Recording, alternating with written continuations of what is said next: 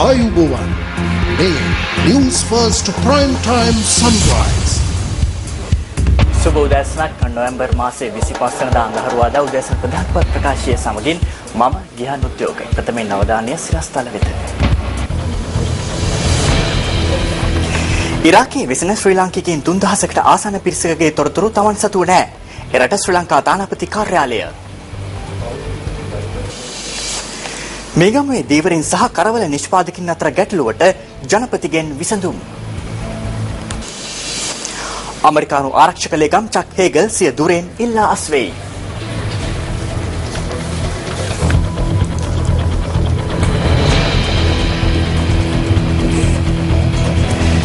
ඉරාකයේ විසින ශ්‍රී ලාංකිකයින් 3000කට ආසන්න පිරිසකගේ තොරතුරු තමන් සතුව නොමැති බව එරට ශ්‍රී ලංකා තානාපති කාර්යාලය පවසනවා.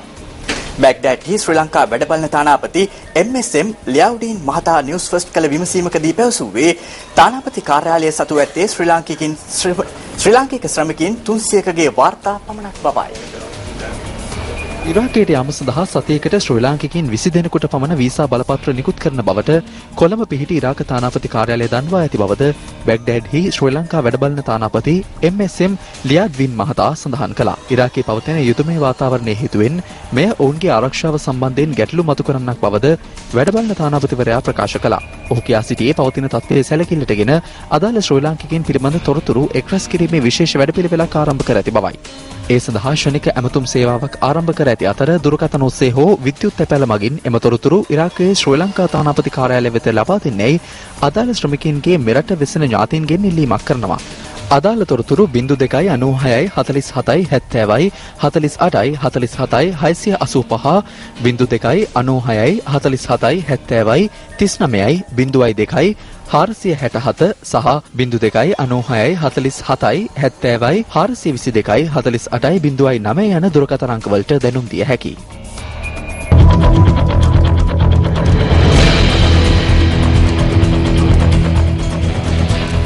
ජාතික හැඳුනුම්පත් සඳහා අයදුම්පත් ඉදිරිපත් කළ සියලු දෙනාට ජනාධිපතිවරණයට පෙර ජාතික හැඳුනුම්පත් නිකුත් කරන බව පුද්ගලයන් ලියාපදිංචි කිරීමේ කොමසාරිස් ජෙනරාල් RMS සරත් කුමාර මහතා පවසනවා.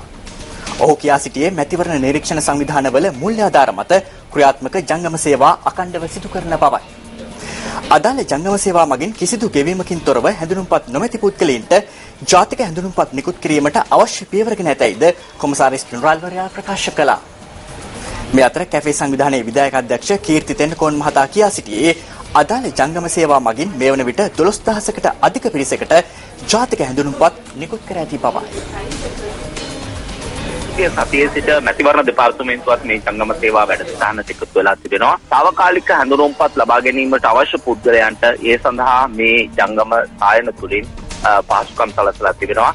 ග්‍රාම නිලධාරීවරුන් හරහා ඔවුන්ගේ ඡායාරූප සහතික කරලා මැතිවරණ දෙපාර්තමේන්තුවෙන් නිකුත් කරන తాවකාලික හැඳුනුම්පත් ලබා ගැනීමේ අවස්ථාවත් මේ ජංගම සේවාවල් වලදී උදා වෙලා තිබෙනවා. ඡන්ද හිමි නාමලේඛනයේ නම සඳහන් හැඳුනුම්පතක් නොමැති කිසිම අයෙකුට ඉදිරි ජනාධිපතිවරණයේදී ඡන්දය ප්‍රකාශ කිරීමට අවස්ථාව ලැබෙන්නේ නැහැ. හැකි ඉක්මනින් ඔබගේ ග්‍රාමසේවක මහත්වරු හමු වෙලා ජංගම සායන සඳහා පැමිණිලා එහෙම නැත්නම් తాවකාලික හැඳුනුම්පත් සඳහා අවශ්‍ය අයදුම්පත් පුරවලා ඒ තුලින් හැඳුනුම්පත් ලබාගෙන ඡන්දදායකයන් බවට පත්වීමට අවශ්‍ය සුදුසුකම සපුරා ගන්න.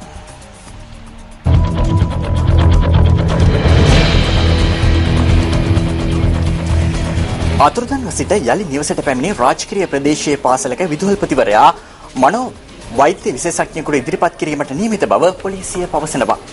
පොලිස් මාධ්‍ය ප්‍රකාශක ඒකකයේ පැවසුවේ අධිකරණ වෛද්‍ය නිලධාරීවරයාගේ පරීක්ෂා කිරීමෙන් අනතුරුව එම තීරණයට එළඹී බවයි.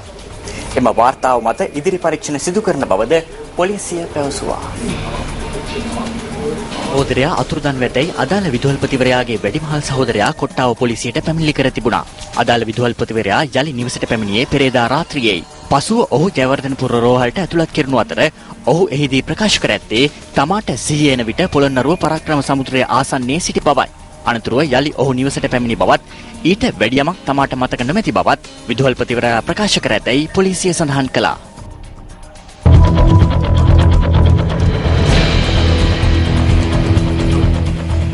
මේගම වෙරළ තීරයේ දීවරයින්ට අලෙවි කර ගැනීමට නොහැකි වන සියලු මාළු කාලීනව බලපාන ස්ථිර මිලක් යටතේ මිලදී ගන්නා ලෙස ජනාධිපති මහින්ද රාජපක්ෂ මහතා දීවර සංස්ථාවට උපදෙස් ලබා දී තිබෙනවා.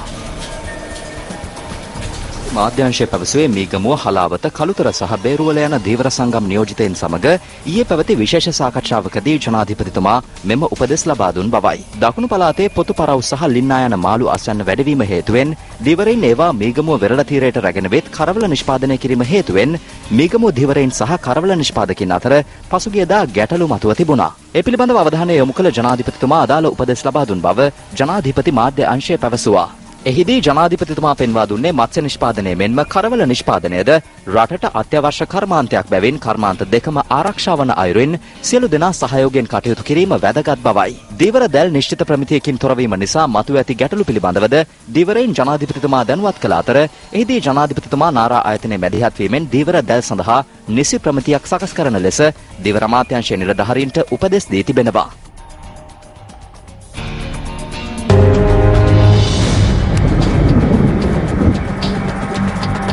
පවතින වැසි සහිත කාලගුණ තත්ත්වයේ හේතුවෙන් රත්නපුර දිස්ත්‍රික්කයේ නායෑම් ගල් පෙරලීමේ හා කණ්ඩි කඩා වැටීමේ අවදානමක් ප්‍රකාශයට පත් කර තිබෙනවා. ජාතික ගොඩනැගිලි පර්යේෂණ සංවිධානයේ ඊයේ රාත්‍රියේ ප්‍රකාශයට පත් කළ මෙම නායෑම් ගල් පෙරලීම් හා කණ්ඩි කඩා වැටීමේ අවදානම අද රාත්‍රියේ 7 දක්වා බලපැවැත්වෙනු ඇති. එම සංවිධානය දැනුම් දෙන්නේ බලංගොඩ, ඉඹුල්පේ, කොළොන්න, රත්නපුර, කහවත්ත, නිවිතිගල හා ගොඩකවැල යන ප්‍රාදේශීය ලේකම් කොට්ටාසවලට මෙහි වැඩි බලපෑමක් පවතින බවයි. කඳුකර ප්‍රදේශ හා කණ්ඩි සහිත මාර්ග පිළිබඳව වැඩි අවධානයක් යොමු කරන ලෙසද ගොඩනැගිලි පර්යේෂණ සංවිධානය ජනතාවගෙන් ඉල්ලීමක් කරනවා. දිවයිනේ ඇතැම් පළාත්වල විටින් විට වැසි හෝ ගිගුරුම් සහිත වැසි ඇතිවිය හැකි බව කාලගුණ විද්‍යා දෙපාර්තමේන්තුව පවසනවා. කාර්යනියුතු කාලගුණ විද්‍යාඥ බුද්ධික බන්තුරත්න මහතා පැවසුවේ නැගෙනහිර හා ඌව පළාත්වල ඇතැම් ස්ථානවලට මිලිමීටර් 100 ඉක්ම වූ වැසි ඇතිවිය හැකි බවයි. දිවයිනේ උතුරු මැද නැගෙනහිර ඌව සහ මධ්‍යම පළාත්වල විටින් විට වැසි හෝ ගිගුරුම් සහිත වැසි ඇතිවේ අපේක්ෂා කරනවා. නැගෙනහිර සහ ඌව පළාත්වල ඇතැම් ස්ථානවලට මිලිමීටර් 100ට වඩා වැඩි තද වැසිද ඇතිවිය හැකි. අනෙකුත් ප්‍රදේශවලත් උදෑසන කාලයේදීද වැසි ඇතිවීමේ හැකියාවක් පවතිනවා. විශේෂයෙන් අපර භාගයේදී හෝ සන්ධ්‍යා කාලයේදී සෙසු ප්‍රදේශවලද ගිගුරුම් සහිත වැසි වර්ධනය වේවි. අද දිනේදී දිවයින හරහා සහ දිවයින වටාවන මුහුදු ප්‍රදේශවල සුළං වේගය විටින් විට ඉහළ යාමේ හැකියාවක් පවතිනවා. ගිගුරුම් සහිත වැසි ඇතිවන විට එම ප්‍රදේශවල తాවකාලිකව තද සුළං ඇතිවිය හැකි. අකුරු මගින් සිදුවන අනතුරු අවම කර ගැනීමට අවශ්‍ය පියවර ගන්නා ලෙස ජනතාවගෙන් කාර්යක ඉල්ලා සිටින කැමැති. සුළං ඊශාන දිසින් හමන අතර සුළඟේ වේගය පැයට කිලෝමීටර් 20ක් 40ක් පමණ වේවි. ගිගුරුම් සහිත වැසි ඇතිවන විට එම මුහුදු ප්‍රදේශවල తాවකාලිකව තද සුළං ඇතිවිය හැකි. මුහුදු ප්‍රදේශවල සුළං වේගය විටක පැයට කිලෝමීටර් 50ක් 60ක් පමණ දක්වා ඉහළ යා හැකි බැවින් මුහුදු ප්‍රදේශ විටින් විට රළු විය හැකියි.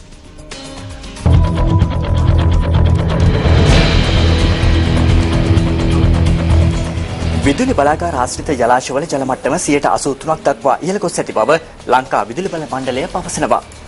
එහි මාධ්‍ය ප්‍රකාශක සනිජිත් දසනායක මහතා පැවසුවේ මේ හේතුවෙන් සමස්ත විදුලි අවශ්‍යතාවයෙන් 55ක් ජල විදුලිය මගින් ලබා ගන්නා බවයි. 40ක ප්‍රමාණයක් ගල් අඟුරු මගින් උත්පාදනය කරන අතර වැඩි වියදමක් දරා කංච තෙල් මගින් උත්පාදනය කරන්නේ 5% පමණයි. ජල විදුලි උත්පාදනයේ ඉහළ යාම මත නොරිච්චෝලේ ගල් අඟුරු බලාගාරයේ 3 වන ජල යාන්ත්‍රයේ විදුලි උත්පාදනය ඊයේ දිනේ සිට తాවකාලිකව නතර කළ බවද සෙනජිත් දසනායක මහතා ප්‍රකාශ කළා. ඔහු කියා සිටියේ එය ඉදිරි සති දෙක තුල අත්‍යවශ්‍ය පරීක්ෂණ කටයුත්තක් සඳහා යෙදවීමට තීරණය කළ බවයි.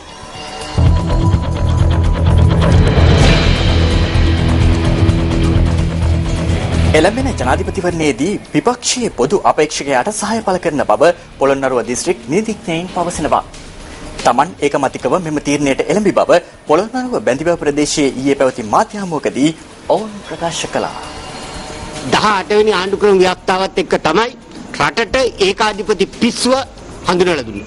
මේ වියරුව ඇතුළත් කිරීමත් එක්කම රටේ ආර්ථිකය හප කරලා අවසానයි. විදේශ ප්‍රතිපත්තිය අන්තිමටම පිරිහිලා රාජ්‍ය සේවකයෝ දේශපාලන ඉස්සර දන ගහන රටක් අද බිහි වෙලා තියෙනවා. මේ තරම් ගඳ ගහන රාජ්‍ය ප්‍රතිපත්තියක් පාලන බුජුගයක් කවදාවත්ම මේ රට උදා වුණේ නැහැ. දිනෙදා ජනතාවගේ පඩියෙන් ජීවත් වෙන රාජ්‍ය නිලධාරීන්, පොලිස් දෙපාර්තමේන්තුව, මැතිවරණ දෙපාර්තමේන්තුව, මැතිවරණ මෙහෙයවන නිලධාරීන් අපි කරන ආයාචනය තමයි පොළොන්නරුවේ තමුන්නාන්සලා කොන්ද තියාගන්න. ඒ සමගින් උදෑසන ප්‍රධාන පුවත් ප්‍රකාශය නිමවට පත්වනවා. පෙරවරු 8:55ට live at 55 බලාපොරොත්තු වන්.